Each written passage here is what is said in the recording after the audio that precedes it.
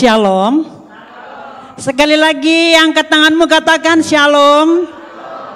Puji Tuhan, kita sudah tiba di bait Allah pada saat ini. Kita mau mengagungkan Dia. Semuanya sudah kita tinggalkan dari rumah, kegiatan kita. Saat ini kita fokus, kita serahkan hidup kita dan penyembahan kita hanya kepada Dia. Untuk itu, jemaat, saya undang bangkit berdiri. Kita akan menerima votum melalui hambanya.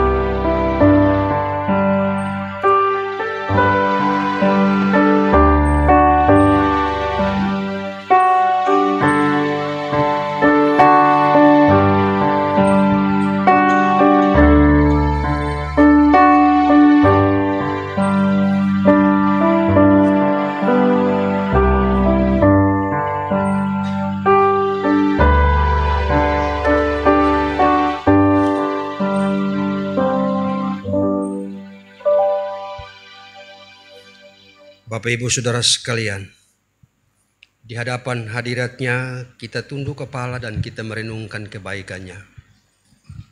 Sebelum kita melanjutkan semua kegiatan ibadah kita pada hari ini, marilah kita fokus bahwa Dia hadir bersama-sama dengan kita.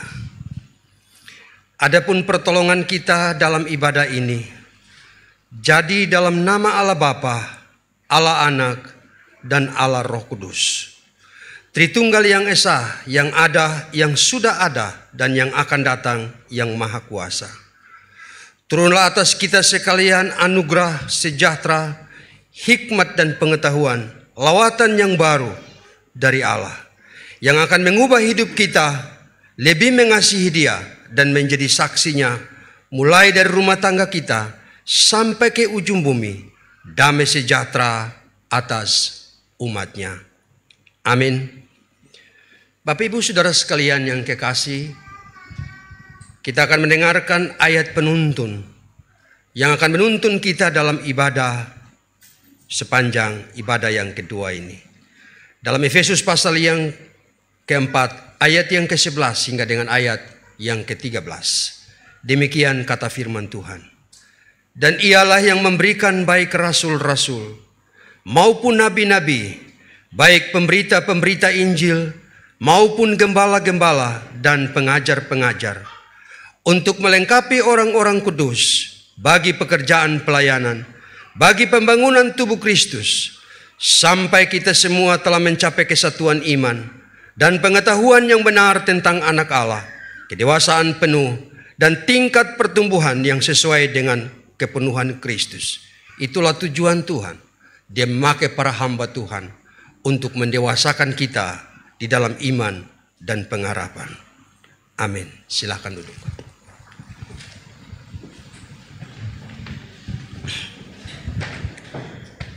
Biarlah pemujian hanya kepada Dia, sebab Dialah yang layak ditinggikan. Untuk menyambut votum, kita mengangkat pujian dari nyanyian kemenangan iman. Nomor 3, bait yang pertama dan bait yang ketiga. Marilah Raja yang berkuasa.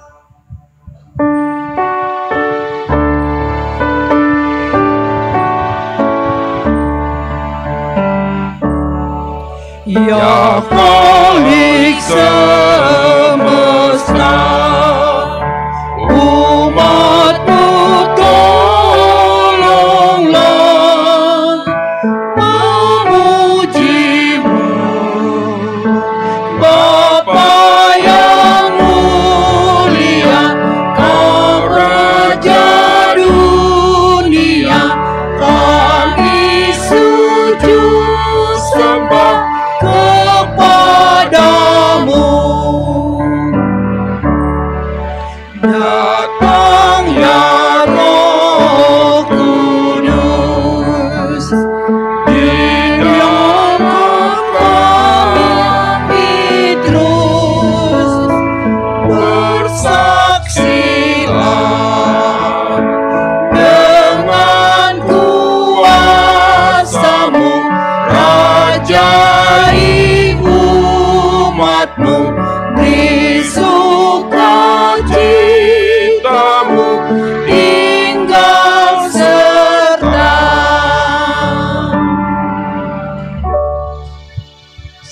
jauh kita di dalam peribadahan pada hari ini, untuk kita masuk lebih dalam lagi. Namun dosa mengganjal hubungan kita dengan Allah. Tapi diberikan kesempatan bagi kita untuk berdoa secara pribadi. Kebenaran firman Tuhan akan terus menuntun kita sehingga kita berani datang kepada Dia. 2 Tawarikh 7 ayat yang ke-14, demikian bunyi firman Tuhan. Dan umatku yang atasnya namaku disebut, merendahkan diri, berdoa dan mencari wajahku, lalu berbalik dari jalan-jalannya yang jahat, maka aku akan mendengar dari sorga dan mengampuni dosa mereka, serta memulihkan negeri mereka. Diberikan kesempatan kepada jemaat berdoa secara pribadi, dan nanti saya akan menutup dengan doa.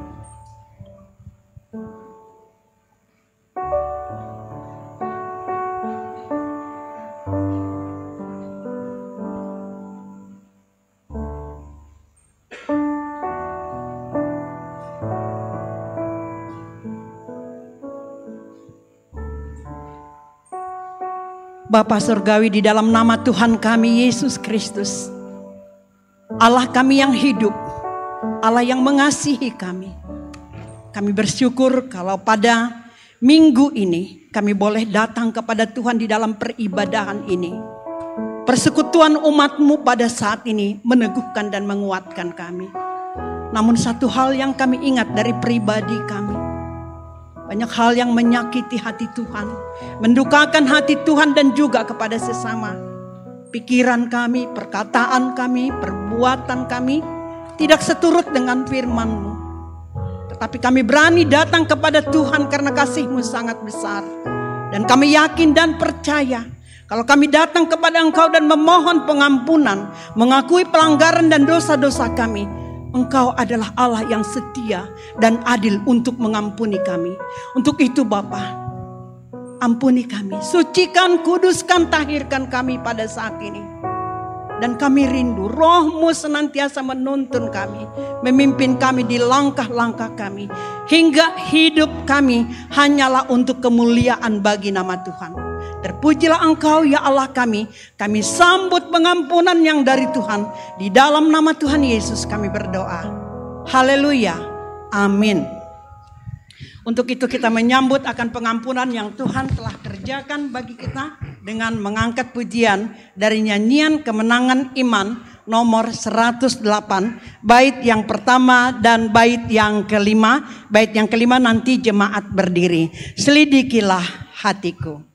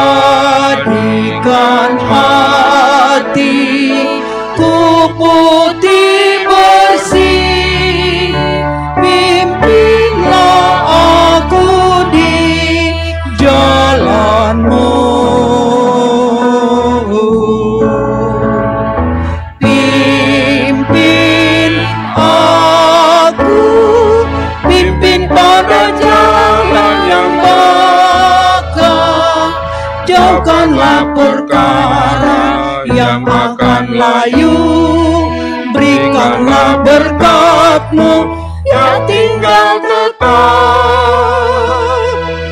Pimpinlah aku pada jalan-Mu.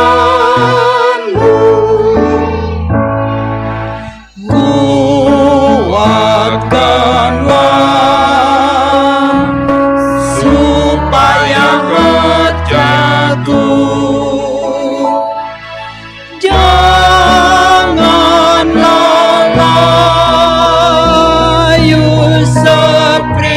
Rumput kering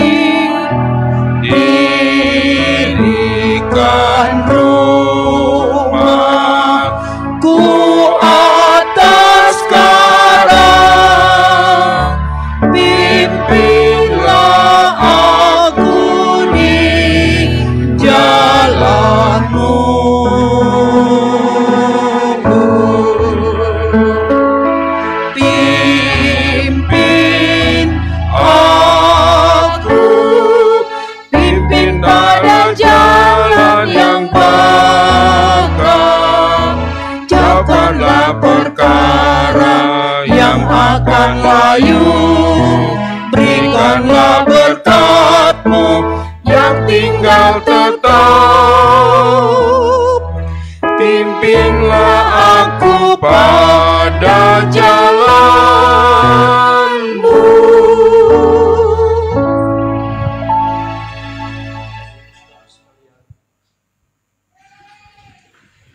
Setelah kita mengakui dosa kita, maka Allah itu penuh dengan pengampunan.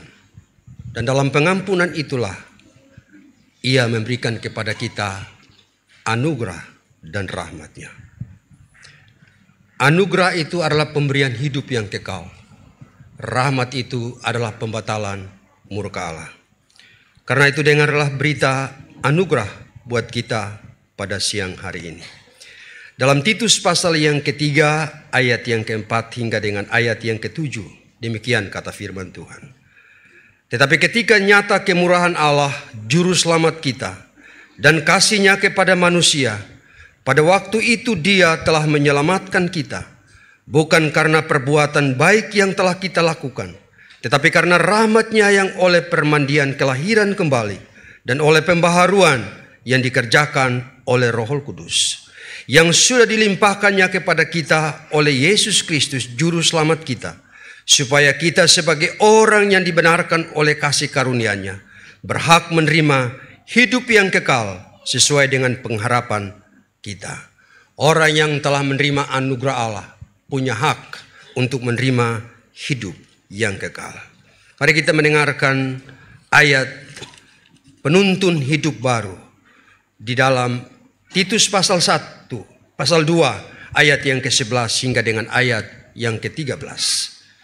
Karena kasih karunia Allah yang menyelamatkan semua manusia sudah nyata. Ia mendidik kita supaya kita meninggalkan kefasikan dan keinginan-keinginan duniawi, dan supaya kita hidup bijaksana, adil dan beribadah dalam dunia sekarang ini, dengan menantikan penggenapan pengharapan kita yang penuh bahagia dan penyataan kemuliaan Allah yang maha besar, Juru Selamat kita, Yesus Kristus. Pengampunan, anugerah, dan hidup di dalam tuntunan Tuhan, yaitu hidup di dalam hidup baru. Amin. Tuhan berkati, silahkan duduk.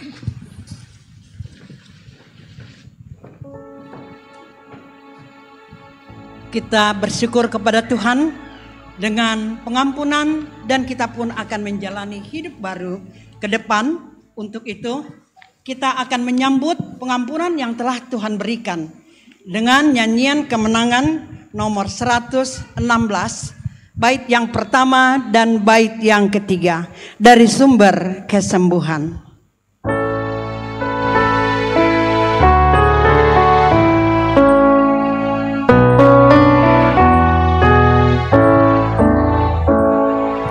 Dari sumber kesembuhan, lihatlah darah indah yang ngalir dari jaljutan. Sana Yesus matilah. Ku mau masuk sumber kesembuhan bagi jiwa tubuhku. Sumber kesembuhan yang terindah, terpujilah nama-Mu. Dari sumber kesembuhan, salahmu diampunlah. Pandang Yesus dan hiduplah, bebanmu serahkanlah. Ku mau masuk sumber kesembuhan bagi jiwa tubuhku. Sumber kesembuhan yang terindah, terpujilah nama-Mu.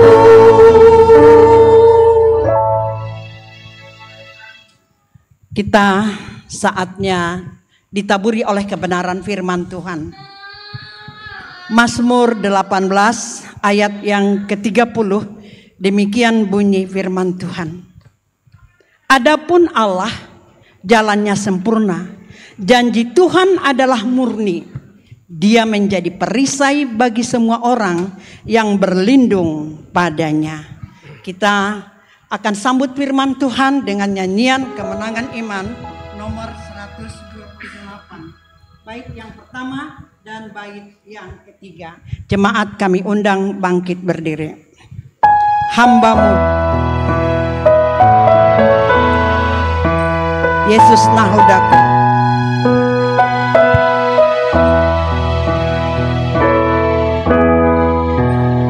Yesus kau nahodaku di samudra hidupku, badai taufan menggeram dan gelombang menyerang, kemudikan hidupku, jadilah nakodaku. Bila tiba saatku melabuhkan hidupku, waktu ombak menggelegar dan sabdamu ku dengar, jangan takut anakku, ku tetap nakodamu.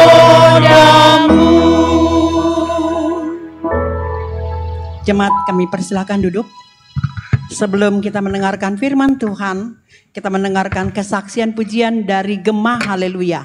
Gemah Haleluya ini adalah anakan dari kuartet Gemah Haleluya. Untuk itu kami bersyukur kepada Tuhan bisa lahir vokal grup Gemah Haleluya. Kami akan menyaksikan pujian untuk kemuliaan bagi nama Tuhan. Kami undang maju ke depan, kita akan mengangkat pujian dari Gemah Haleluya.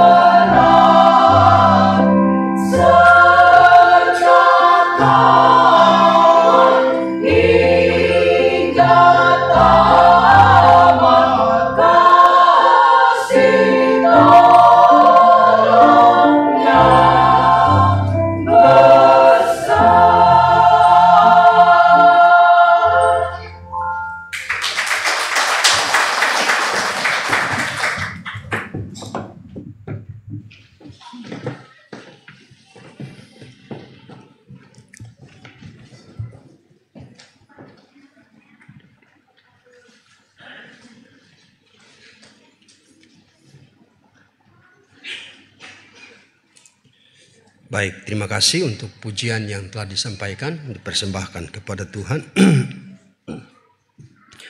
Mari kita berdoa. Dengan kepala tertunduk dan hati kami terangkat kepada Tuhan, menaikkan pujian dan syukur kepada Tuhan. Engkaulah pemilik hidup ini, dulu, sekarang, dan selama-lamanya. Di dalam anugerah-Mu lah kami dimungkinkan untuk bersekutu dengan Tuhan. Kematian-Mu itu melepaskan kami dari maut, memberikan kepada kami kepastian keselamatan, dan itu menjadi jaminan kami bersekutu di tempat ini. Kami akan membaca dan merenungkan firman-Mu. Roh Kudus yang telah mewahyukan firman-Mu itu kepada para penulis. Kiranya Roh Kudus yang samalah yang mengiluminasikannya dan menjelaskan kepada kami di dalam segala keterbatasan dan ketidakmampuan hamba. Hanya Tuhanlah yang menolong untuk memberikan kepada kami pengertian-pengertian baru. Pada waktu kami merenungkan firman-Mu, kami memahami apa yang dimaksudkan oleh penulis, penerima, dan menjadi aplikasi buat kami sekalian. Berbicaralah kepada kami siap merenungkan. Di dalam nama Tuhan Yesus kami berdoa. Amin. Shalom. Puji Tuhan, terima kasih untuk jemaat yang setia hadir dalam ibadah seperti ini. Kiranya dalam ibadah-ibadah seperti ini bukan hanya rutinitas, tapi kerinduan kita bertemu dengan Tuhan. Bukan berarti bahwa kalau kita tidak datang gereja tidak bertemu dengan Tuhan. Tapi ada juga dasar Alkitab, jangan menjauhkan dirimu dari persekutuan. Dan salah satu persekutuan adalah persekutuan seperti ini. Mengapa gereja mengadakan ibadah pada hari Minggu adalah merayakan hari kemenangan dan kebangkitan Kristus dari antara orang mati. Paulus berkata, "Hai maut, di manakah sengatmu?" Kalau dia bangkit dari antara orang mati, tentu kemenangan itu juga dibuat kepada gereja. Hari ini firman Tuhan kita akan baca dalam Titus 1 ayat 1 sampai dengan ayat yang keempat. Bapak Ibu boleh perhatikan di slide di depan. Boleh memperhatikan di handphone saudara kalau memang itu tertulis. Kalau ada yang punya Alkitab manual, silahkan. Kalau ada yang sama sekali tidak punya, pasanglah telingamu dan dengar di sini.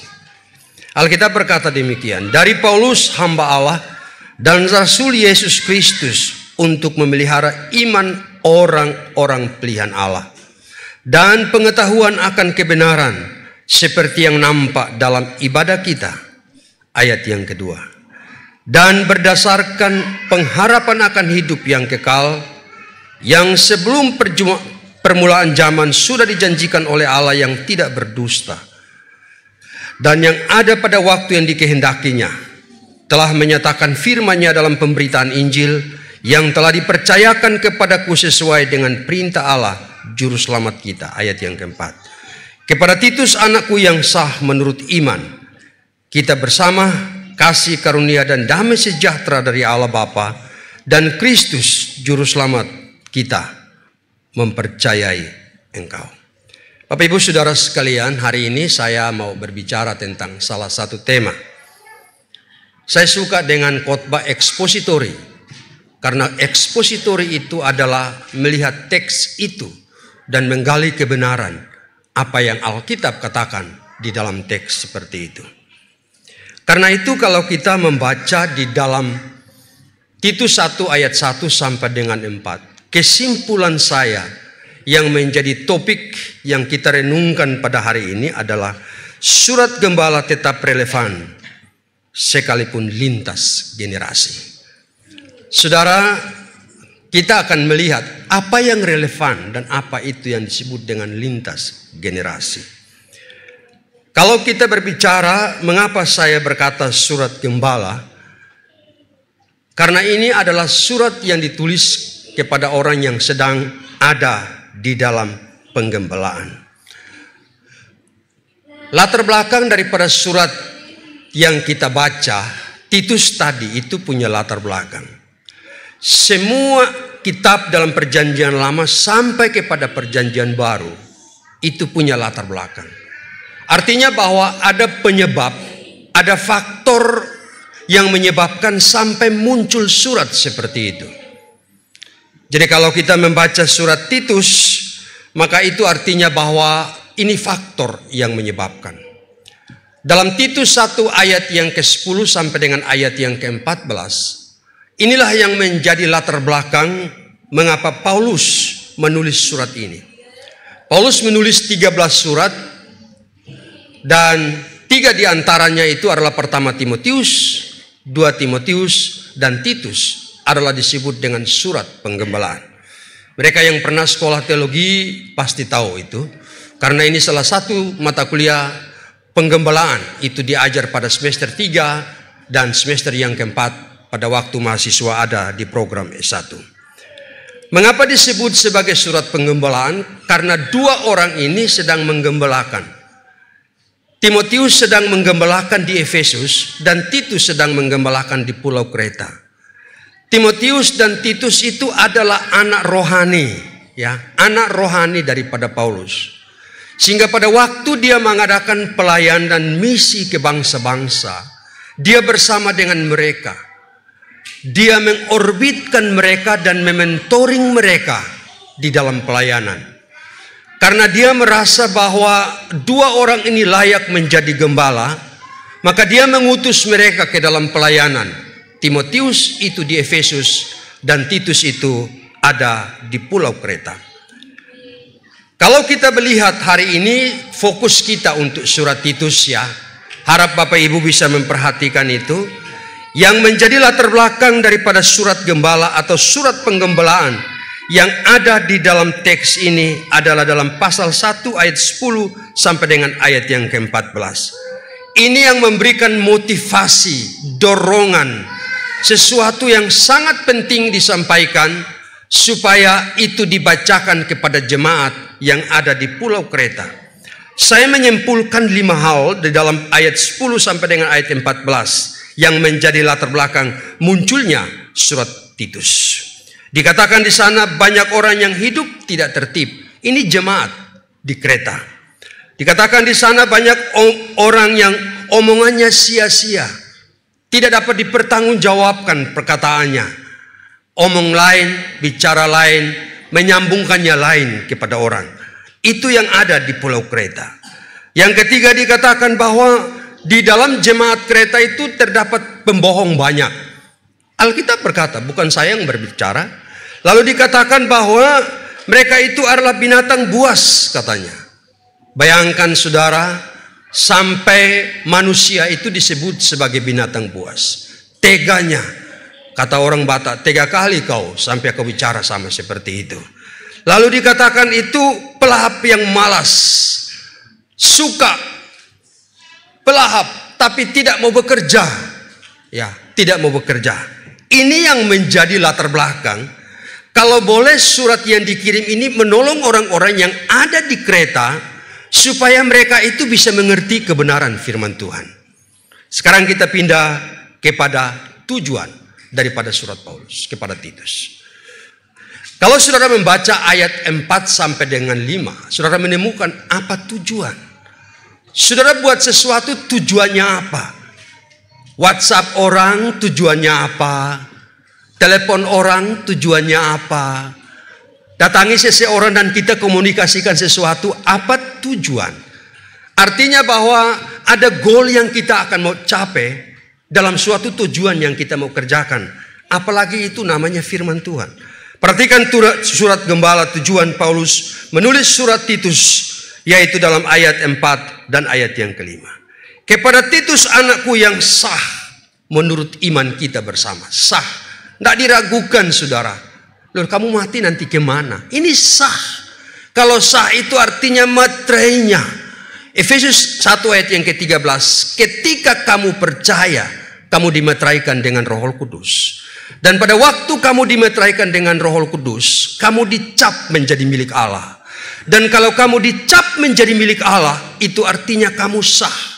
Tidak ada satu setan pun, siapapun yang berani mengganggu capnya Tuhan. Itu artinya milik Allah. Paulus berkata dalam ayat itu, sah menurut iman kita bersama. Kasih karunia dan damai sejahtera dari Allah Bapa dan Kristus Yesus Juru Selamat kita menyertai engkau. Menyertai. Satu waktu ada mahasiswa saya Medan, dia sekarang tugas di Nias. Dia telepon saya. Waktu dia telepon saya, dia bilang, Pak, aku tidak mau bicara yang lain. Bapak berdoa dan tumpang tangan dari sana untuk saya. Karena saya lagi dalam pelayanan, katanya. Ya udahlah, kami berdoa. Kerinduannya supaya diberkati di dalam pelayanan. Ayat yang kelima ini menjadi tujuan. Aku telah meninggalkan engkau di Kreta dengan maksud ini. Tinggallah engkau di pulau Kreta yang sedang mengembalakan jemaat yang di pulau Kreta itu dengan maksud ini, katanya. Supaya engkau mengatur apa yang masih perlu diatur. Ini berbicara tentang manajemen gereja. Ini berbicara tentang manajemen organisasi. Ini berbicara tentang keteraturan di dalam pelayanan. Puji Tuhan, di jemaat kita sudah tertata dengan baik. Kalau ada yang meninggal, telepon Pak Yope, kan begitu. Ya. Kalau ada yang sakit, telepon ini. Kalau dia persimas, telepon Ibu Kontaria. Kalau dia berkarya, telepon Pak Pole. Kalau ini dan seterusnya, itu sudah diatur. Mengapa? Supaya ada kategorial seperti itu. Dengan tujuannya supaya manajemen itu diatur dengan baik. Itu hari apa itu yang ada Salome berapa itu? Apa namanya itu? Kumpul ibadah sama-sama. Saya datang antar ibu. Lalu, saya tidak datang. Ibu dijemput. Tapi karena saya ujian waktu itu, seminar dan ujian, dan ada satu profesor yang bukan orang teologi yang menantang saya untuk cara berpikirnya seperti yang dia pikir, dan itu kami agak sedikit ribut. Akhirnya, tetapi pada akhirnya setelah pengumuman saya lulus dengan bagus, puji Tuhan. Nah, saudara, selepas itu saya datang jemput ibu. Saya pikir itu sudah mau pukul 5. Ibu Gembala masih di kantor, saudara. Apa itu? Itu sedang kerja mengetik dengan Ibu Marta bicara tentang pelayanan. Ini Paulus bilang, mengatur apa yang perlu diatur, itu mengatur organisasi di dalam pelayanan penggembalaan. Yang kedua, menetapkan engkau, menetapkan penatua-penatua di setiap kota seperti yang telah kupesankan. Tetapkan penatua itu menyangkut dengan pelayanan di dalam gereja.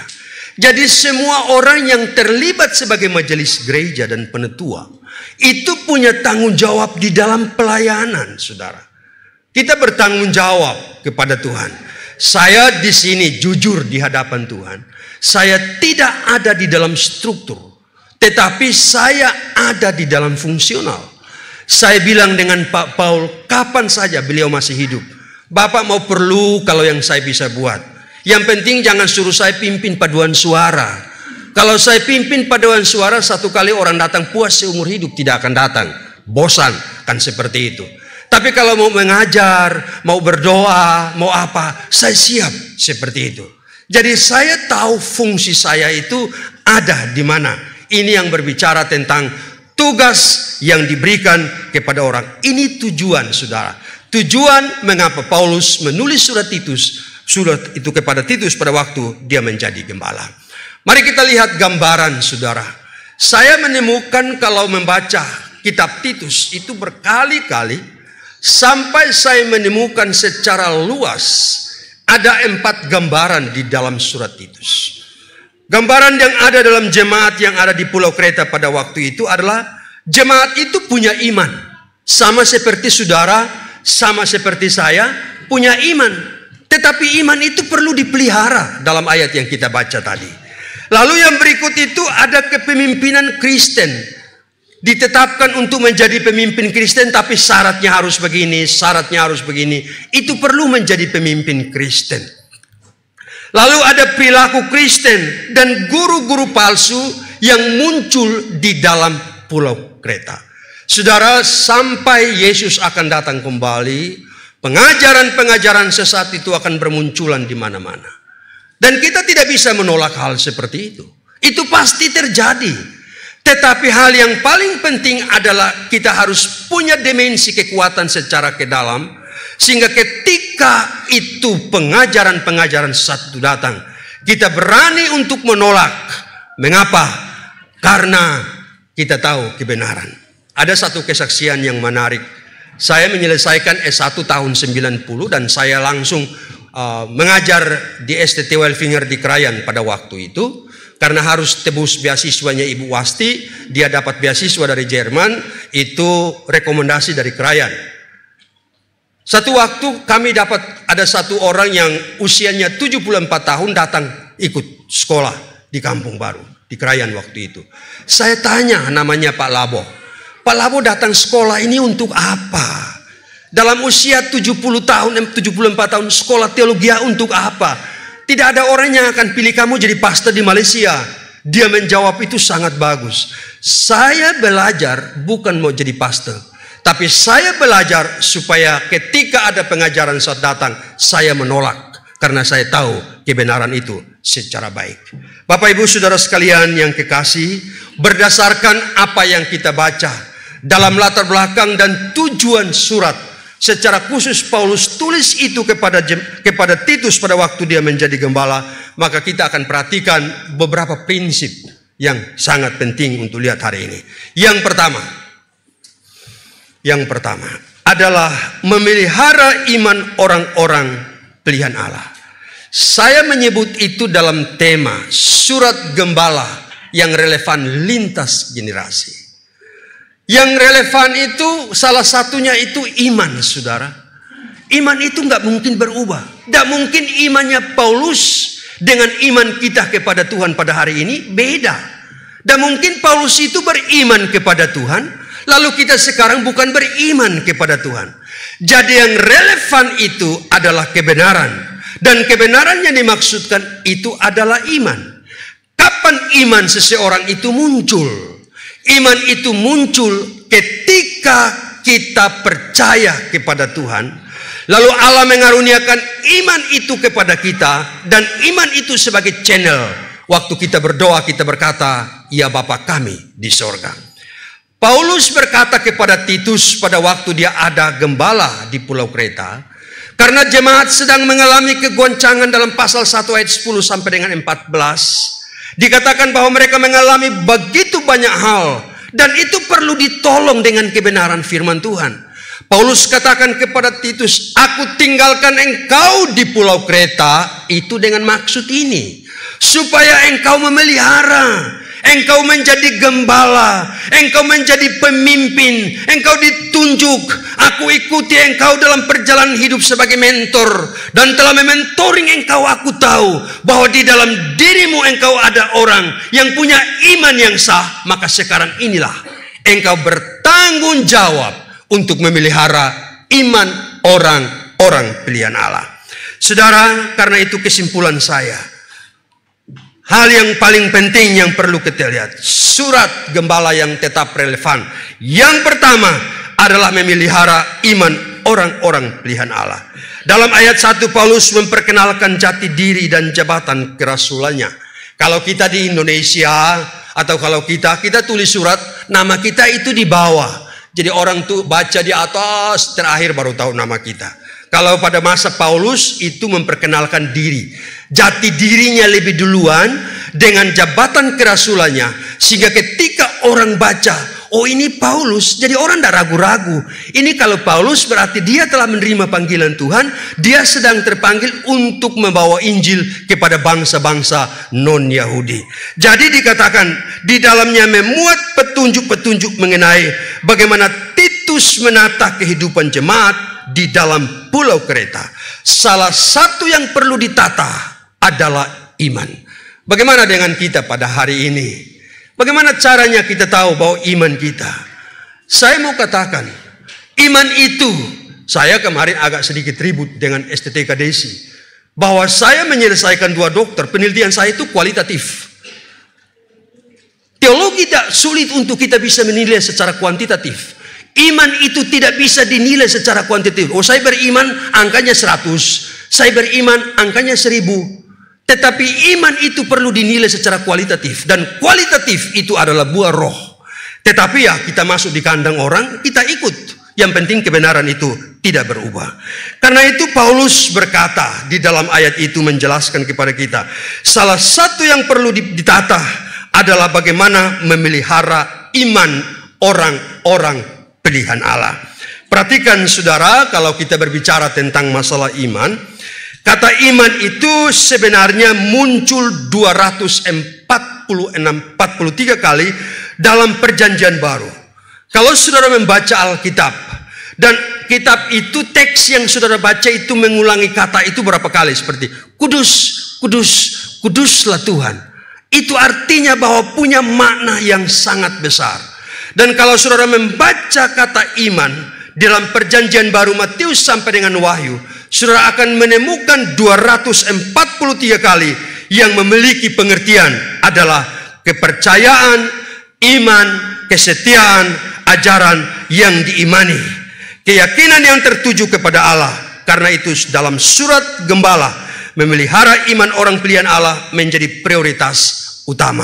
Pelihara umat pilihan Allah itu menjadi prioritas utama katanya. Istilah orang-orang pilihan Allah itu berbicara tentang orang kudus. Saya dengan saudara itu disebut sebagai orang kudus. Walaupun seringkali kita gagal dalam perjalanan hidup kita, tetapi pada waktu kita jalan, ada tantangan, ada kesulitan, ada persoalan, ada kedagingan-kedagingan kita yang muncul. Itu artinya bahwa masih ada Roh Kudus yang menggerakkan kita untuk kita berubah. Itu artinya bahwa kita sedang menuju kepada apa yang disebut dengan orang kudus atau jemaat Tuhan, yakni mereka yang telah diselamatkan melalui pemberitaan Injil. Saudara diselamatkan. Kalau hari ini ada kesempatan kita masing-masing maju ke depan dan setiap orang memberikan kesaksian. Berikan kesaksian bagaimana caranya kamu diselamatkan. Maka setiap orang di antara itu pasti punya pengalaman berbeda. Waktu saya sakit, saya berjumpa dengan Tuhan. Waktu saya dengar KKR, saya bertobat. Waktu saya punya persoalan begini, saya dikunjungi oleh seorang hamba Tuhan. Waktu saya mendengar seperti ini, saya sungguh-sungguh. Saya dapat kesaksian dari almarhum Pak Lambo. Pernah dia bersaksi dengan saya. Satu ketika pertama kali dia mau lewat di sini, dan dia lihat ada orang itu pertama kali.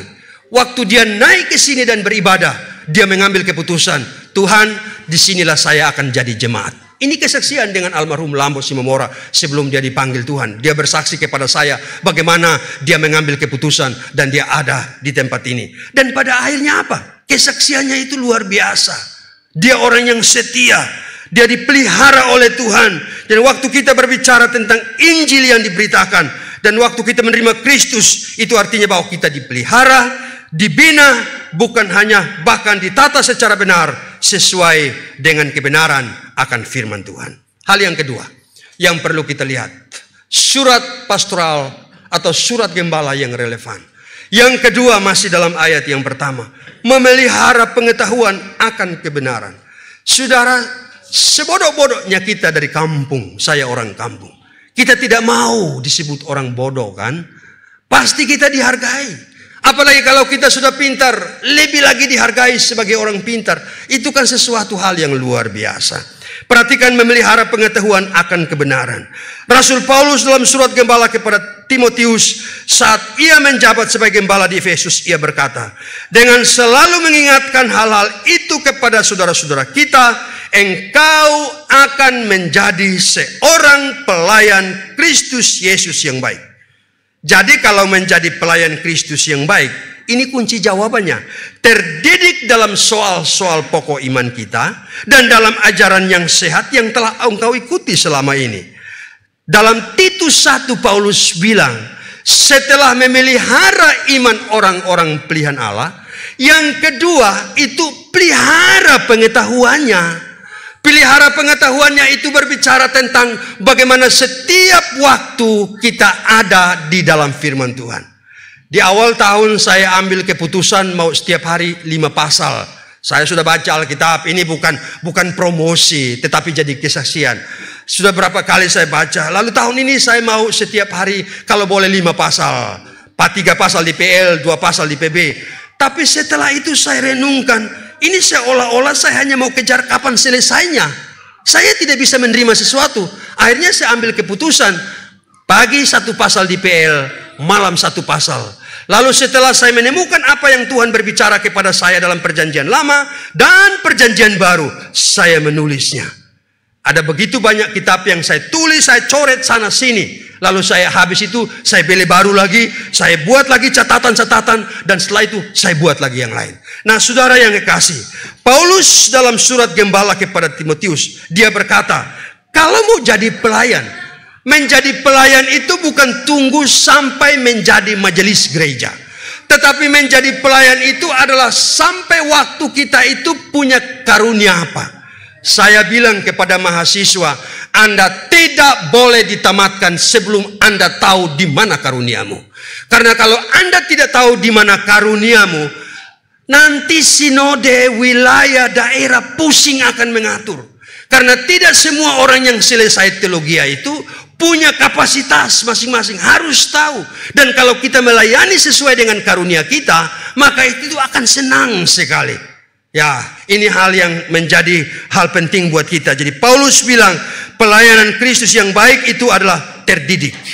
Saudara, surat gembala Paulus kepada Titus, ini menjadi perenungan untuk kita. Tetapi surat gembala dari gembala pendeta Priscilla Pakswal, itu menjadi hal yang luar biasa. Saya mau komen Bapak Ibu, karena saya juga jarang tidur malam seperti itu. Banyak sekali yang otak saya jalan, baca sana, baca sini, baca. Lalu saya lihat tengah malam, itu ada surat gembala datang. Saudara harus belajar untuk menghargai. Ini zamannya lintas generasi. Dalam surat gembala ada di dalam yang kita sebut dengan grup Gereja Kemah Injil Rehoboth. Kalau mau pelihara imanmu, kalau mau pelihara keyakinan pengetahuan akan kebenaran, maka terus berada dalam surat gembala untuk mengikuti semuanya itu. Apalagi sekarang program nasional Gereja Kemah Injil ada videonya, kita bisa dengar, kita bisa ikuti dan membuat kita bertumbuh di dalam Tuhan. Bapak Ibu, kata kebenaran ini ya. Ya, kata kebenaran. Ini kenapa kembali? Kata kebenaran ini dari istilah aletheia yang sebenarnya memiliki pengertian kebenaran, kejujuran. Karena itu kebenaran itu merujuk kepada ajaran Kristen. Jadi Paulus bilang begini, pelihara jemaat yang ada di Kreta itu, pertama itu iman, kedua itu pengetahuan akan kebenaran. Karena kalau kita punya pengetahuan akan kebenaran, itulah yang membuat kita tahu yang mana ajaran sesat, yang mana ajaran tidak sesat. Kalau kita tidak punya pengetahuan kebenaran dalam firman Tuhan, kita akan mengkonsumsi semua. Saya mau katakan kepada saudara, kalau grup Kemah Injil nggak apa-apa. Tapi kalau saudara yang belum bisa membedakan pelajaran-pelajaran ini, tak usah ikut di YouTube lah. Yang pengkhotbahnya sana, pengkhotbahnya sini, pengkhotbahnya sana. Tapi kalau Gereja Kemah Injil, silakan. Karena doktrinnya telah teruji, imannya telah teruji, khotbahnya itu juga sesuai dengan kebenaran akan firman Tuhan. Ajaran Kristen yang bersumber dari Alkitab dan inti dari kebenaran itu sifatnya dapat dipercaya atau sesuatu yang sungguh-sungguh ada. Apa itu saudara? Apa yang dapat dipercaya? Yang dapat dipercaya adalah pribadinya, yang dapat dipercaya adalah perkataannya. Pertama Yohanes 1 ayat 1 sampai 4, Yohanes menulis pada waktu dia ada di Patmos. Apa yang kami dengar dari dia, apa yang kami lihat dari dia, dan apa yang kami raba dari dia, itulah yang kami tuliskan kepadamu. Dia dengar apa yang Yesus katakan, dia lihat apa yang Yesus katakan, dan dia membuktikan semua pengajaran Yesus. Lalu dia tulis kepada 7 jemaat yang ada di Asia kecil pada waktu dia ada di Patmos pada waktu itu. Saudara, ini hal yang sangat penting. Mari pada hari ini kita mau pelihara. Hal yang kedua yang kita perlu pelihara, pengetahuan akan kebenaran. Baca firman Tuhan secara teratur. Semua buku akan berakhir. Saya baru dapat pesanan satu buku yang luar biasa, harganya itu hampir 1 juta. Tapi saya sudah kirim uang dan saya mau datangkan buku itu untuk saya. Tetapi semua buku yang dibangun oleh cara berpikir manusia, satu kali kelak itu akan berakhir. Semua buku itu ada waktunya direvisi. Tapi perhatikan di dalam Alkitab tidak pernah direvisi. Sekalipun ada terjemahan-terjemahan yang lain, tapi inti kebenarannya harus bersumber daripada Alkitab itu sendiri. Karena itu pengajaran yang perlu kita, pribadi yang kita beritakan adalah dirinya. Yohanes 14 ayat yang ke-6 berkata, "Akulah jalan kebenaran dan hidup. Tidak ada seorang pun yang sampai kepada Bapa kalau tidak melalui aku." Dialah pribadinya dan dia juga adalah ajarannya yang dapat dipercaya. Yang ketiga, ini bagian yang terakhir. Memelihara pengharapan akan hidup yang kekal dalam ayat yang kedua.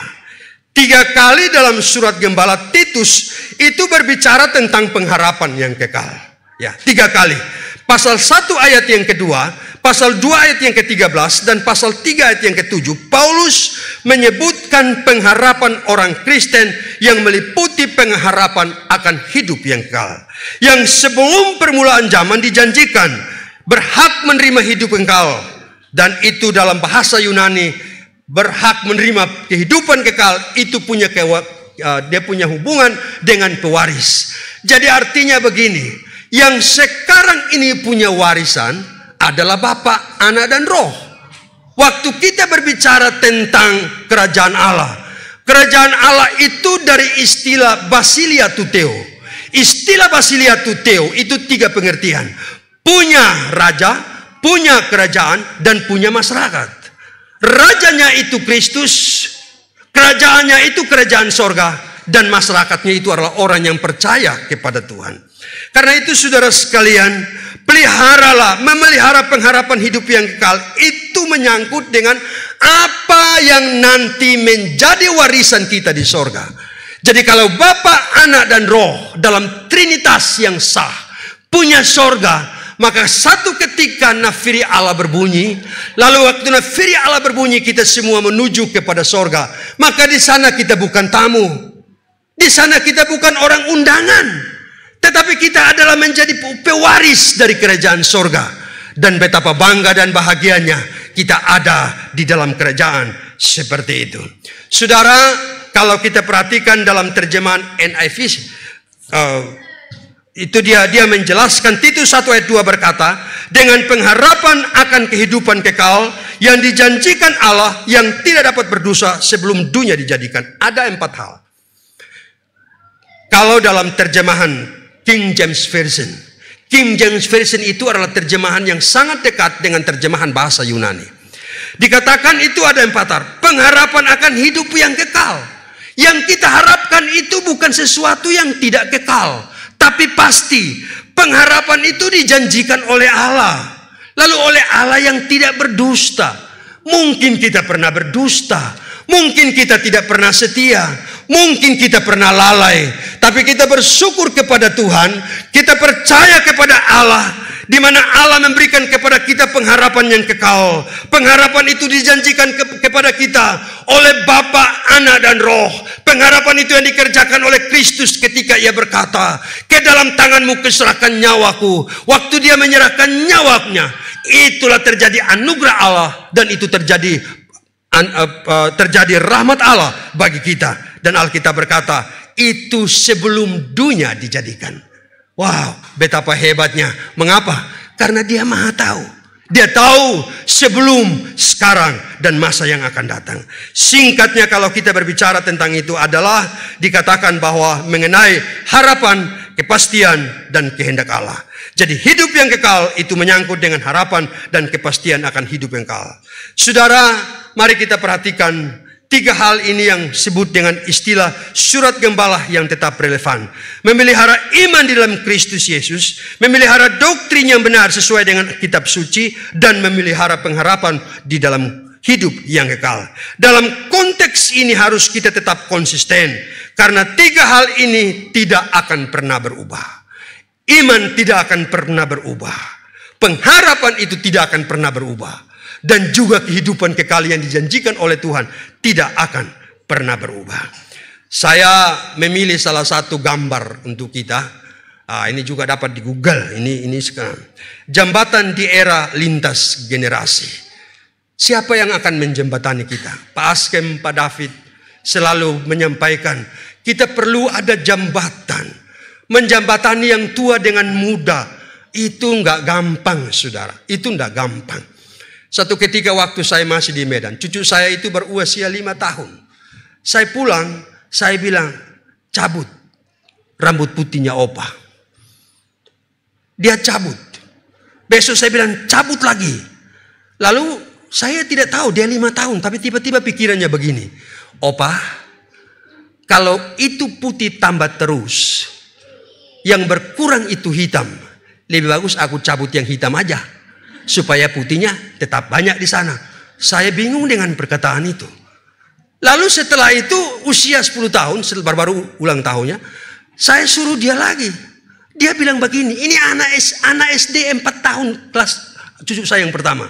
Dia bilang begini, kalau opa mau cabut rambut putih terus, opa tidak menerima status opa sebagai orang yang sudah tua katanya. Saya merenungkan itu, tetapi kalau saya biarkan, ini saya chat Bapak Ibu. Ini saya chat. Karena kalau saya tidak chat itu seperti saya baru keluar dari penjara. Seperti itu. Ya masing-masinglah kita rawat dirilah modelnya. Tapi ini saya mengambil contoh ini untuk melihat bagaimana anak usia 10 tahun itu bisa melihat generasi. Yang opa ini begini, yang anak kecil ini begini, modelnya begini. Nah mari kita perhatikan ini jembatan. Jembatan ini salah satu jembatan di Inggris terbaik katanya. Saya ambil dan saya jadikan. Sekarang yang menjadi jembatan kita itu Kristus. Amin. Tidak mungkin persimas persaya, alhamdulillah. Atau perkarya percaya. Enggak mungkin saudara. Kita semua yang menjembatani itu Kristus. Dan setelah kita Kristus itu menjadi jembatan untuk kita, Tuhan percayakan gembala-gembala untuk menjembatani itu.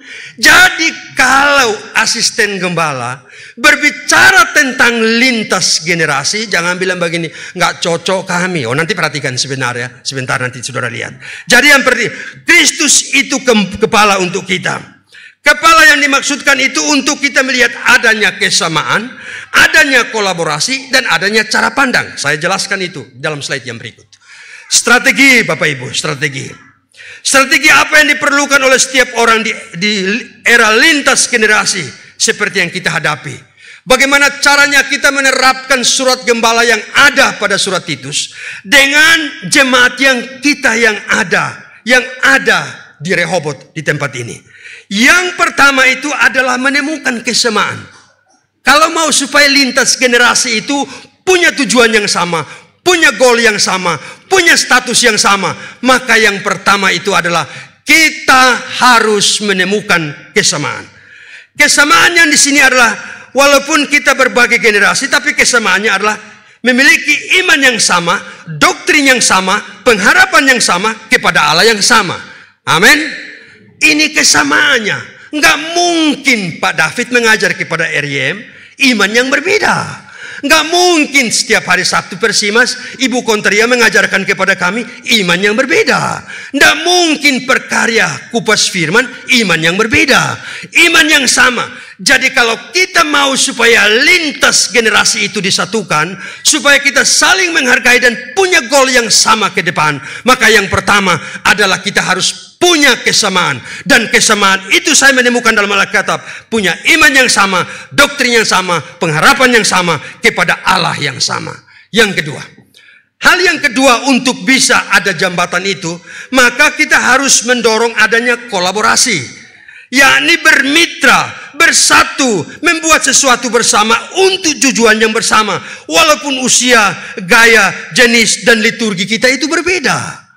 Liturgi itu berbeda, tetapi kita disatukan dalam hal yang sama. Karena kita ada dalam generasi seperti ini. Kita tidak bilang begini, waduh ini nggak cocok dengan saya. Ya memang nggak cocok lah.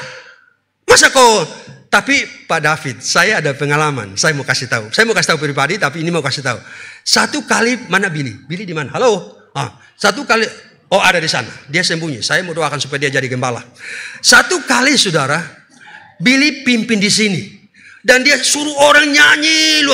Bayangkan, saya perhatikan ada satu ibu Oma Persimas. Yang lain sudah berhenti, dia masih lompat-lompat. Dia masih lompat-lompat. Saya dalam hati, ternyata ini juga bisa dibawa ke RYM pada waktu itu. Masih bisa saudara. Memang saya punya pikiran waktu dia lompat-lompat itu. Pertama, jangan-jangan dia sakit pinggang. Supaya lompat, supaya kalau boleh pinggangnya itu sembuh. Atau jangan-jangan dia rematik. Supaya kalau boleh lewat itu rematiknya bisa sembuh. Tapi itu dalam gereja saudara. Ya, saya sangat menghargai itu. Sekali-sekali minta Persimas hadir supaya lebih banyak lompatnya lagi. Jadi perlu adanya kolaborasi supaya kita bermitra, bersatu, membuat satu bersama-sama dengan tujuan yang sama. Walaupun usia berbeda, walaupun gaya berbeda, walaupun rambut warna berbeda, walaupun warna kulit kita berbeda, walaupun tingkat pendidikan kita berbeda, walaupun status ekonomi kita pasti berbeda. Tetapi kalau kita ada di dalam Tuhan, kita punya goal yang sama. Yang berikut itu adalah memahami cara pandang dan etos kerja. Kita harus tahu. Saudara, kita bersyukur ada di dalam satu generasi. Di mana generasi itu kita bisa lihat ke atas dan kita bisa lihat ke bawah. Lihat ke atas itu adalah lihat orang-orang yang lebih tua daripada kita. Lihat ke bawah itu adalah kita lihat orang-orang yang umur di bawah kita. Bagaimana caranya menjembatani mereka dengan tujuan hanya supaya orang-orang itu terpelihara iman, terpelihara pengetahuan akan kebenaran itu sendiri. Mari kita lihat target yang mau dicapai. Apa target yang perlu dicapai dalam surat gembala menurut Titus pasal 1 sampai dengan pasal yang ketiga. Agar kita sebagai tubuh Kristus tetap eksis sekalipun kita berada dalam era lintas generasi atau beda kategorial. Saya mau katakan lintas generasi. Perhatikan beberapa target Paulus ya. Perhatikan target Paulus. Paulus bilang ini kepada jemaat yang ada di Pulau Kreta. Yang waktu itu Titus sedang menggembalakan. Ini targetnya. Saya baca sampai saya menemukan ini. Perhatikan targetnya saudara. Wah, ini kurang jelas ya. Tapi begini. Targetnya itu yang pertama. Jadikan diri teladan dalam berbuat baik. Titus 2 ayat yang ke-7. Ini target. Menjadi jemaat, menjadi gembala, targetnya itu supaya jemaatnya itu adalah teladan dalam berbuat baik. Bukan sampai harus munafik juga ya, jujur lah seperti itu ya. Lalu target yang berikut adalah menjadi milik Tuhan, rajin berbuat baik. Titus 2 ayat yang ke-14. Lalu yang ketiga, berusaha melakukan pekerjaan yang baik. Titus 3 ayat 8. Pekerjaan yang baik itu apa? Datang tepat waktu. Nanti kenapa kamu datang terlambat? Padu minta maaf. Itu macet. Kalau tahu macet datang awal kan begitu. Itu kan jawabannya. Pak minta maaf macet pak. Ya kalau macet ya cari jalan. Jangan banyak alasan lah. Belajar yang keempat. Belajar melakukan pekerjaan yang baik. Titus 3 ayat yang ke-14. Ini target. Paulus mengharapkan Titus sebagai gembala untuk mengajarkan kepada mereka supaya jemaat itu jadi teladan, supaya jemaat itu rajin berbuat baik, supaya jemaat itu melakukan pekerjaan yang baik, dan supaya jemaat itu terus berada dan melakukan apa yang baik seperti Titus 3 ayat yang ke-14. Bapak Ibu, kita mau sampai di terakhir, mau pulang sudah. Kalau saudara mau lihat ini apa ini? Ya, apa? Ada yang warna pandai sebut ini apa ini? Warna bunga. Saya tahu kita semua di sini tidak suka dengan bunga. Tapi suka dengan bunga bang. Banyak orang suka dengan bunga bang. Katanya seperti itu. Saudara, saya mau katakan warna bunga ini seperti laksana perbedaan dalam lintas generasi. Ya, lintas generasi. Surat gembala merupakan pesan Tuhan buat kita pada hari ini dengan pepatah kuno berkata, jauh berjalan banyak dilihat, lama hidup banyak dirasa. Kalau saya bilang sama Opa Talo, Opa tolong buat kesaksian dong bagaimana pengalaman hidupnya. Oh dia bilang begini. Itu jauh berjalan banyak dilihat, lama hidup banyak dirasa. Itulah kami Persimas. RJM belum sampai di situ. Kita berdoa supaya satu waktu sampai di situ juga kan begitu. Supaya jauh berjalan, banyak dilihat, lama hidup, banyak dirasa juga. Lalu dikatakan dalam pepatah kuno itu berkata juga, berat sama dipikul, ringan sama dijinjing. Dalam pelayanan pekerjaan Tuhan di sini, kita punya perbedaan masing-masing. Beda usia, beda pengetahuan, beda pengalaman. Tapi ketika kita ada dalam satu kolaborasi, kita bersatu, kita bermitra. Saya percaya ini pekerjaan Tuhan. Dia akan bertanggung jawab dengan apa yang kita lakukan. Kesimpulan. Bapak Ibu Saudara sekalian, selamat menikmati perbedaan di era lintas generasi. Juga perbedaan kategorial dengan yang pertama. Memelihara iman melalui saling menguatkan dalam firman Tuhan. Dan kita merenungkannya secara pribadi. Yosua 1 ayat 8 berkata, janganlah lupa memperkatakan kitab Taurat ini, tapi renungkanlah siang dan malam, supaya engkau bertindak hati-hati sesuai dengan apa yang ada di dalamnya. Mazmur 1 ayat 1 berkata, berbahagialah orang yang merenungkan firman Tuhan. Renungkanlah firman Tuhan. Bagaimana cara merenungkan kalau kita tidak pernah membacanya, itu persoalannya. Kalau kita membaca juga hanya sampai kepada tahap kognitif, apalah artinya? Tapi kita baca, menempatkan diri kita seolah-olah kita ada dalam situasi itu. Andaikan waktu Yesus di Taman Getsemani, waktu dia pulang, dia mendapati 2 orang murid yang dia bawa sedang tidur. Coba tempatkan dirimu, andaikan aku seperti itu. Atau sama seperti ketika Tuhan bilang, Ishaklah anak perjanjian. Lalu Tuhan suruh untuk mempersembahkan dia. Bagaimana kalau Tuhan tiba-tiba berbicara kepada saudara, beri yang terbaik kepada Tuhan. Lakukanlah ini. Waktu kita baca Alkitab, itu seolah-olah kitalah pelaku dari firman itu. Itu membuat kita menjadi pengalaman hidup bersama-sama dengan Tuhan. Karena itu dalam kesimpulan ini saudara, kita ada pada generasi yang berbeda. Tapi dalam surat penggembalaan pada hari ini, memelihara iman melalui saling menguatkan dalam firman Tuhan yang kita renungkan setiap pribadi. Saling kuatkan. Anak muda kuat, orang tua juga kuat. Kalau turun ke bawah, jangan saudara cepat-cepat, kasihan kami yang lutut-lutut sakit-sakit begini ya. Ya Oma ya, begitu caranya. Saling menguatkan. Lalu dikatakan di sana, memelihara pengetahuan akan kebenaran yang kita konsumsi tiap pagi. Konsumsi. Kalau saudara itu tidak teratur baca firman Tuhan karena sibuk, coba baca itu renungan. Itu sangat. Baca renungan yang dikasih oleh Ibu Gembala. Itu juga sama dengan surat Gembala Paulus kepada Titus. Sama. Jadi kalau saudara baca itu, iman saudara akan bertumbuh. Pengetahuan saudara akan bertumbuh. Keyakinan saudara akan kedatangan Kristus juga akan semakin bagus. Itu maksudnya. Lalu yang terakhir, memelihara pengharapan hidup yang kekal yang telah dijanjikan Allah sebelumnya. Saudara, kita telah diselamatkan oleh Tuhan. Proses untuk sampai di sana, kita berjalan dalam iman. Dan iman itu membutuhkan adanya renungan akan firman Tuhan. Renungan firman Tuhan yang kita lakukan adalah tujuannya supaya kita menantikan pengharapan akan kedatangan Tuhan yang kedua kali. Kiranya surat gembala pada hari ini, yang datang kepada Titus pada waktu dia jadi gembala. Surat gembala ini juga memberkati kita sekalian. Menjadi perenungan untuk kita tetap berjalan. Pelihara iman, pelihara pengetahuan, pelihara kepastian, keyakinan akan kedatangan Kristus yang kedua kali. Mari kita berdoa. Tuhan terima kasih, hamba berhenti berbicara. Tuhan lanjutkan kebenaran ini dengan kata dan kalimat yang kami dapat mengerti dalam tuntunan Roh Kudus. Supaya kami dapat melakukannya untuk hormat dan kemuliaan bagi Tuhan. Berkati jemaatmu yang hadir, berkati Ibu Gembala, berkati asisten Gembala, berkati semua pelayan, berkati seluruh jemaat Tuhan. Terpujilah Bapa di surga, kami mengucap syukur dan menyambut firman Tuhan di dalam nama Bapa, Anak, dan Roh Kudus. Amin. Saya kembali.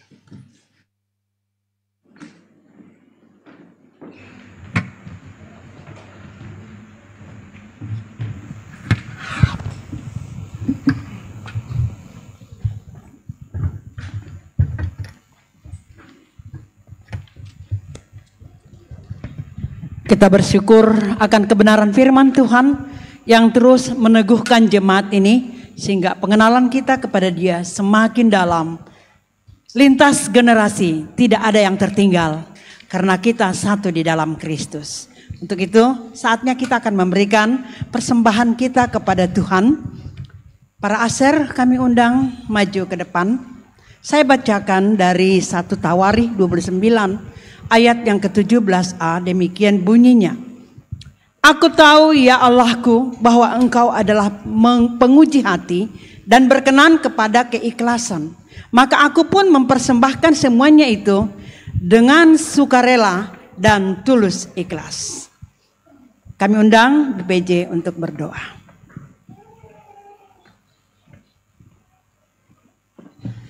Shalom Bapak Ibu, saatnya kita memberikan persembahan. Kita angkat amplop persembahan kita, saya akan pimpin dalam doa terlebih dahulu.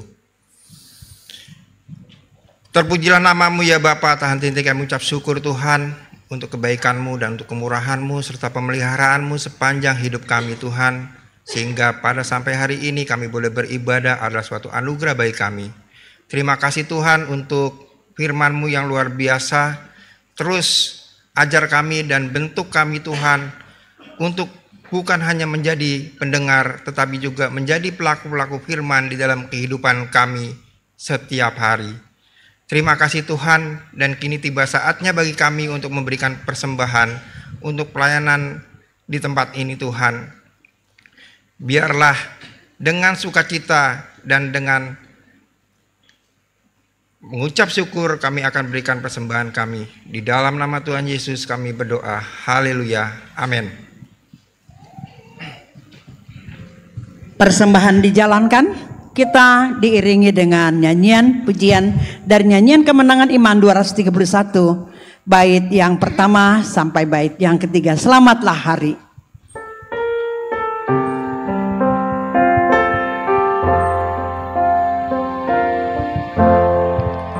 Betapa indah harinya saat ku pilih penebus, alangkah sukacitanya ku memberitakannya terus.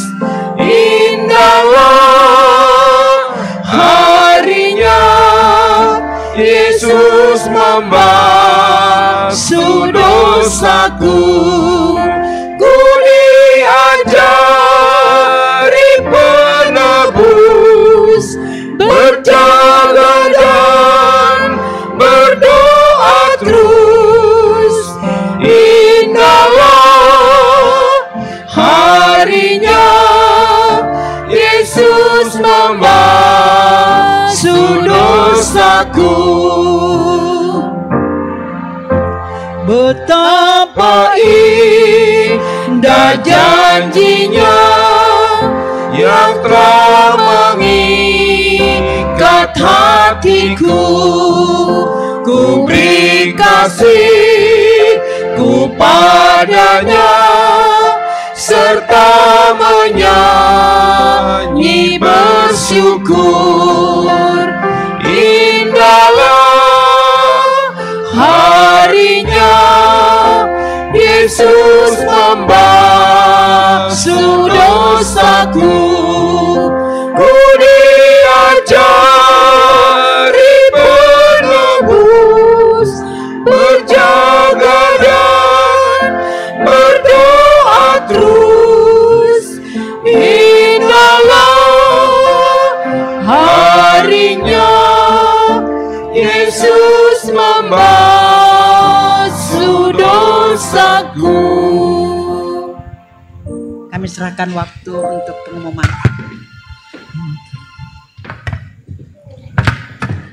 Selamat siang Bapak Ibu, saudara-saudari terkasih dalam Kristus. Senang sekali melihat wajah Bapak Ibu di ibadah kita yang kedua hari ini. Berikut pengumuman jemaat. Akan berlangsung orientasi jemaat baru pada Minggu 2 Februari 2025 pukul 11 siang bertempat di gereja, dan khusus buat RYM yang sudah 21 tahun Nah, ini waktunya untuk berdiri sendiri menjadi anggota jemaat di tempat ini. Ada orientasinya untuk teman-teman RYM. Minggu 26 Januari 2025 pukul 11 siang. Bertempat juga di gereja lantai dasar. Berikut. Natal Perkarya Jabodetabek 2 akan dilaksanakan pada tanggal 25 Januari 2025 hari Sabtu. Makanya sementara dekorasi Natalnya tidak dicopot dulu. Berlangsung pukul 5 sore bertempat di gereja lantai 2. Nah, ini undangan bagi kaum pria untuk bergabung. Next. Kita akan lihat beberapa nama jemaat kita yang berulang tahun hari ini. Nanti setelah pengumuman akan didoakan.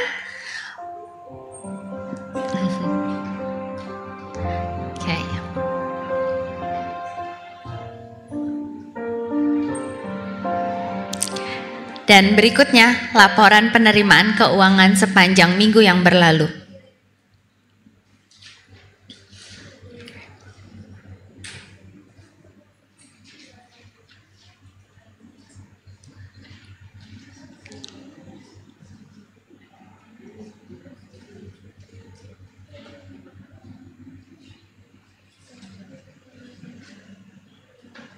Baik, sekian pengumuman jemaat. Tuhan Yesus memberkati.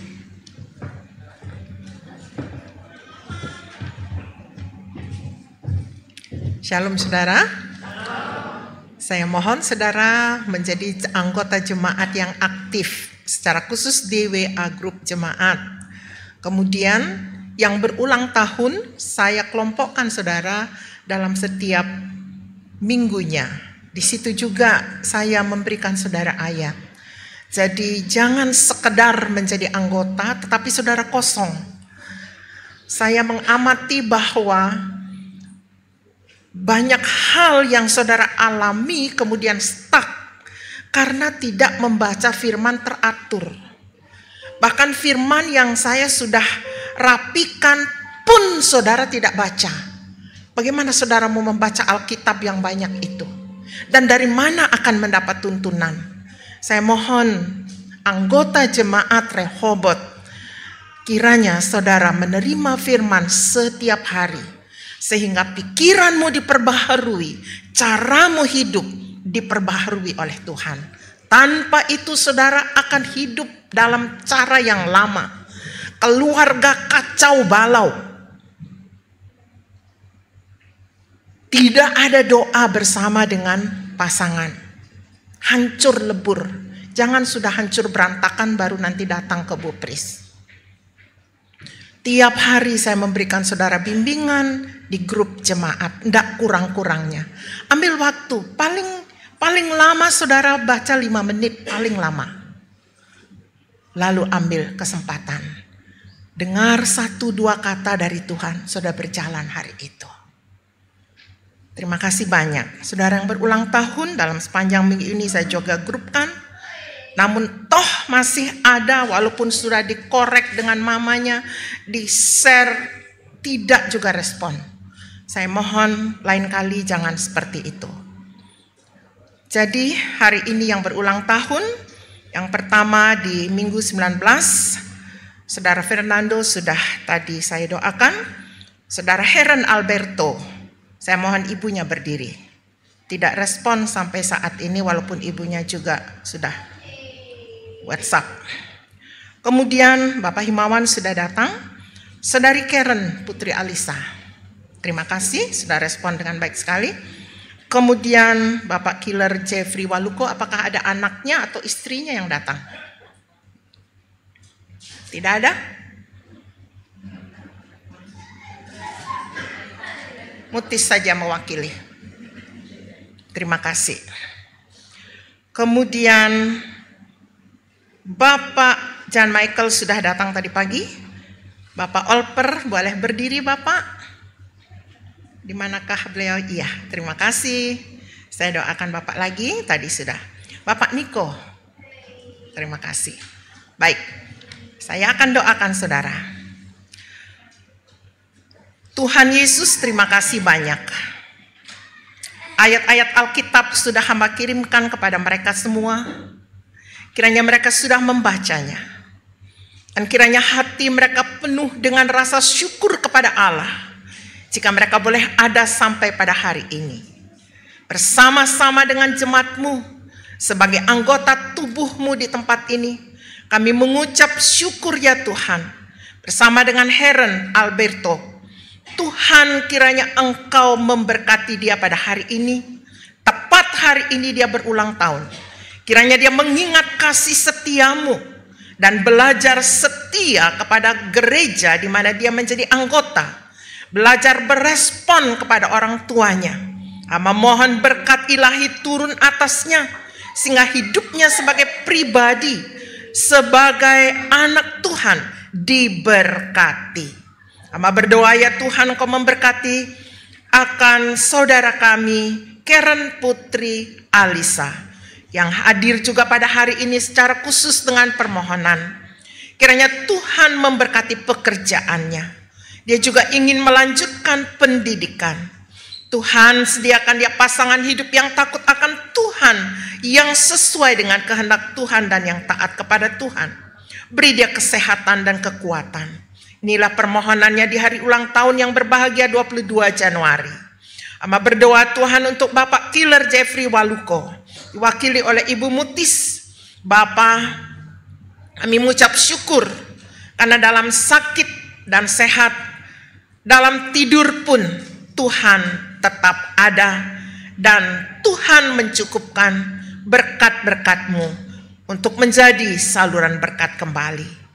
Kerinduannya untuk membeli rumah tahun 2025 ini kiranya Tuhan mengabulkan. Pulihkan dan sembuhkan sakitnya dengan sempurna. Hamba berdoa ya Tuhan, menyerahkan akan Bapak Olper Purba. Terima kasih untuk kehadirannya saat ini. Berilah beliau kesehatan, kekuatan, jamah dan pulihkan sempurna. Kami berdoa untuk jodoh putra-putranya.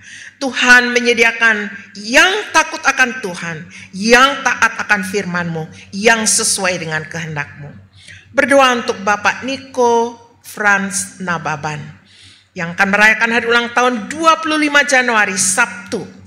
Tuhan, kami mohon beri dia kesehatan. Berkati usaha dan pekerjaannya dan berikan dia keturunan. Terpujilah nama-Mu ya Allah. Kepada Allah yang hidup kami menaikkan doa-doa ini bersama dengan seluruh jemaat-Mu. Tuhan berkata 1-2 orang sehati, doa mereka dikabulkan.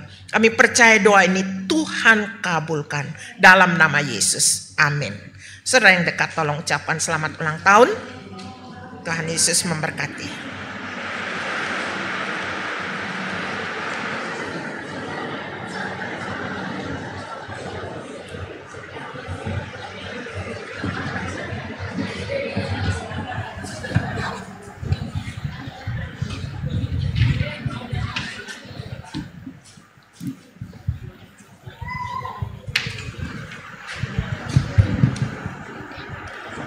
Jemaat kami undang bangkit berdiri. Kita akan mengakhiri ibadah kita. Kita mengangkat pujian dari nyanyian kemenangan nomor 286. Sepanjang jalan Tuhan pimpin.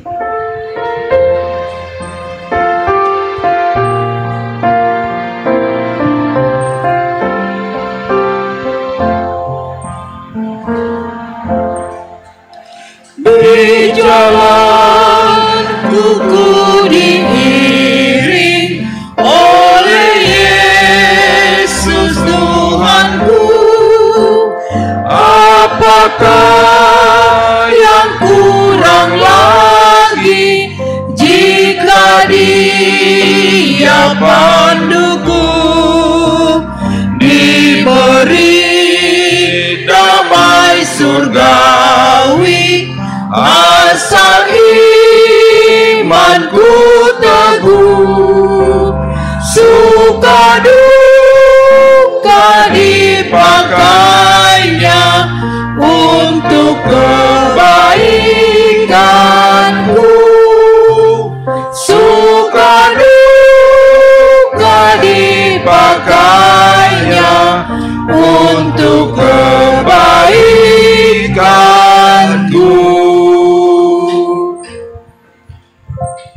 Bapak Ibu Saudara sekalian, sebelum kita menerima doa berkat untuk pulang ke tempat kita masing-masing, kita akan mengucapkan pengakuan iman rasuli secara bersama-sama. 1, 2, 3. Aku percaya kepada Allah, Bapa yang Maha Kuasa, Khalik langit dan bumi, dan kepada Yesus Kristus anaknya yang tunggal Tuhan kita, yang dikandung daripada Roh Kudus, lahir dari anak darah Maria, yang menderita sengsara di bawah pemerintahan Pontius Pilatus, disalibkan, mati dan dikuburkan, turun ke dalam kerajaan maut.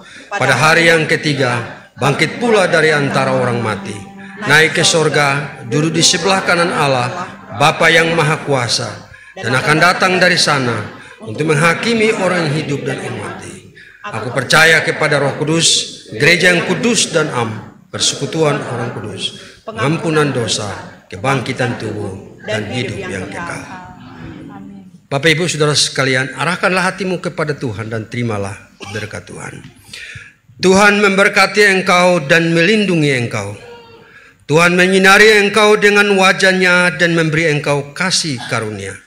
Tuhan menghadapkan wajah-Nya kepadamu dan memberi engkau damai sejahtera. Berkat ini jadi dalam nama Allah Bapa, Anak, dan Roh Kudus. Yang percaya katakan, amin.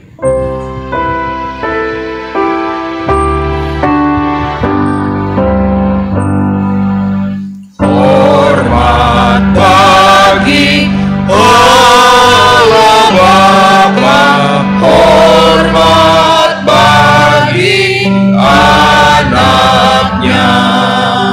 hormat bagi Roh penghibur ketiganya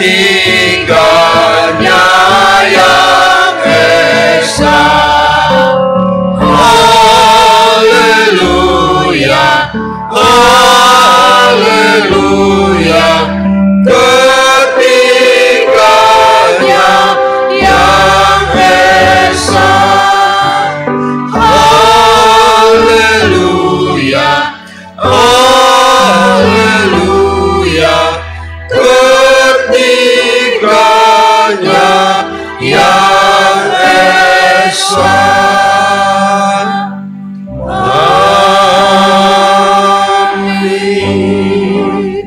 Ibadah kita selesai. Selamat hari Minggu. Tuhan memberkati.